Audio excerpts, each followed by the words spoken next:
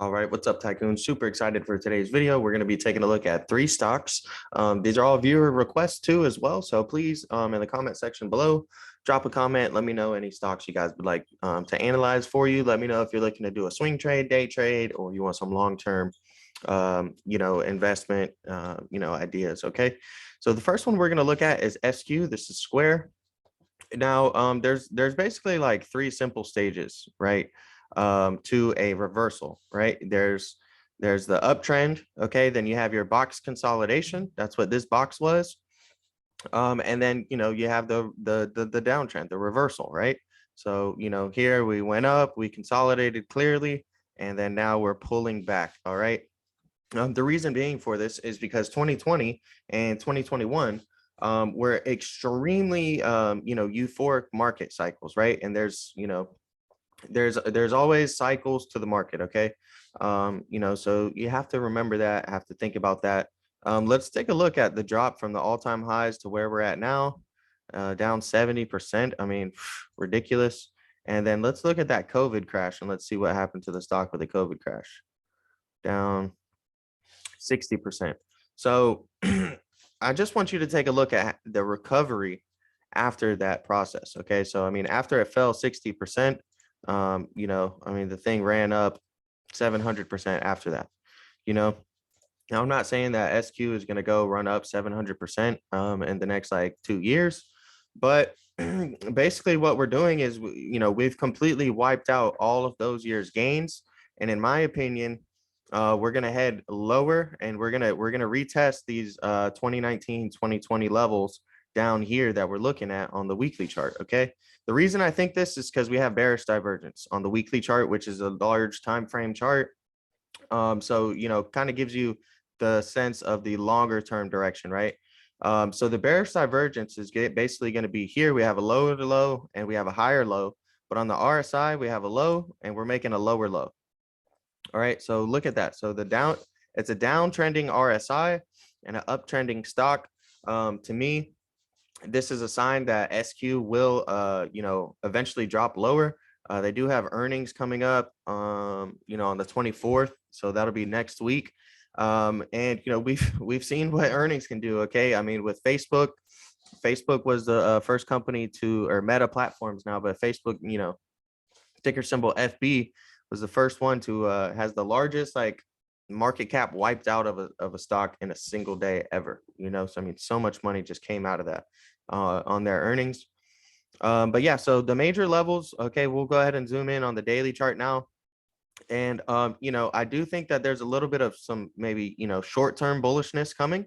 And the reason being for that is because we have some bullish divergence on the daily chart. Okay, so if you look here, we have a low. And then we have a higher low. All right. So this is our trend line on the RSI going up. And if we look at this point right here, we've gone straight down. Okay. So the stock is going lower lows on the daily chart, but the RSI is making higher lows. All right. That's what's known as bullish divergence. I got a tutorial in the top right hand corner of this video if you need some help on divergence. Okay. But yeah, so these are basically going to be the support levels that I'm looking at on SQ. Is going to be 102.5, 84.19. 55.9 and 33.84. This is where I would start your small accumulation, right? It would be under 102. And I wouldn't put all of your money into it yet. Especially with earnings coming up, it's going to be really volatile. But if we do drop, if this does drop the stock, okay, these are going to be where we're going to find some support at. Okay, let's see here. If we drop all the way down to this level right here, that's about an 11% drop, a 10% drop if we drop down to 84.19.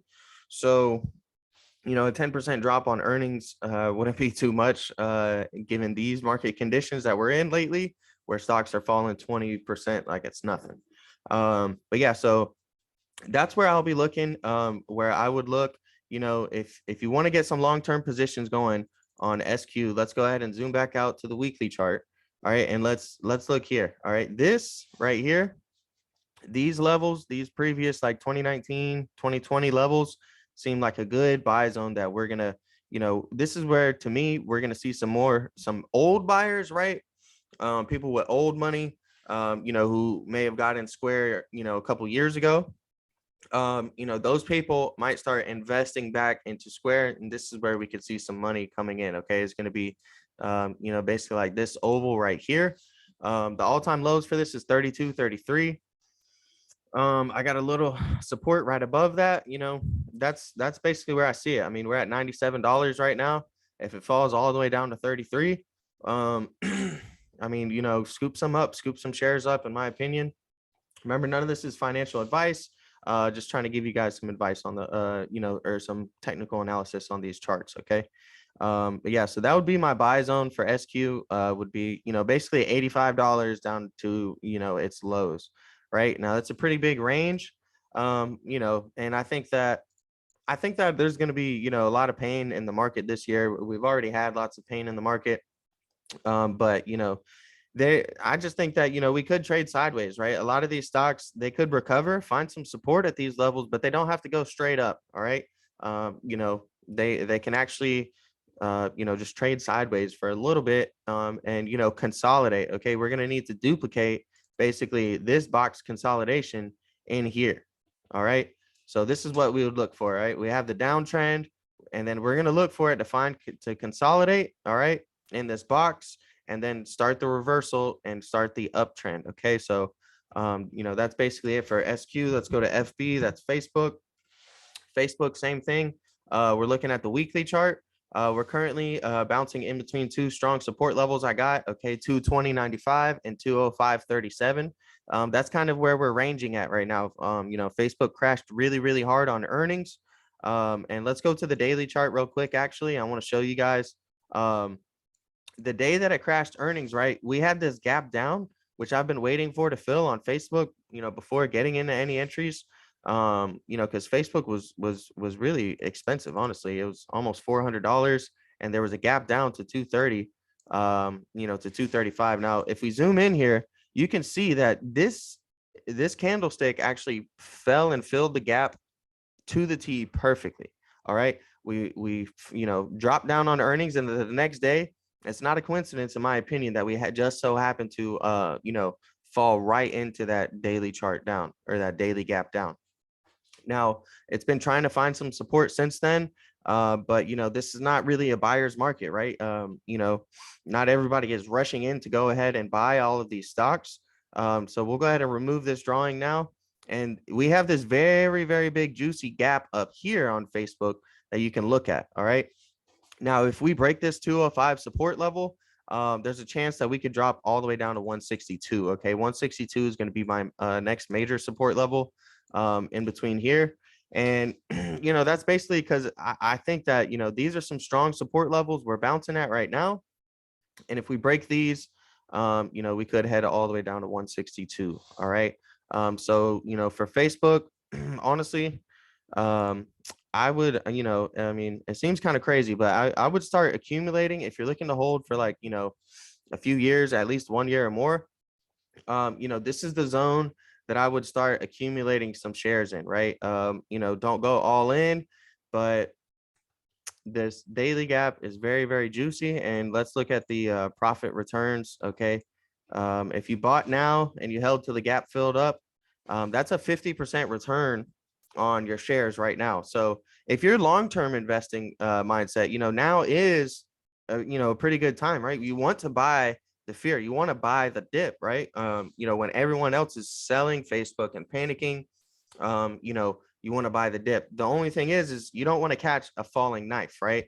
I mean, you know, this thing is falling, falling, falling. It needs to find support and show signs of recovery, you know, before you really, you know, start adding to your position size with Facebook, right? You don't want to catch a falling knife and, you know, put $10,000 at $205 a share, and then this thing is trading at 162 and you're down, you know, $45 a share. You don't want to be stuck in that situation. But you know, if we do end up finding some support here, that would be really nice. And you know, if we break this support level, like I said, we could drop all the way down to 162. But you know, let's go ahead and look at this thing on the weekly chart again.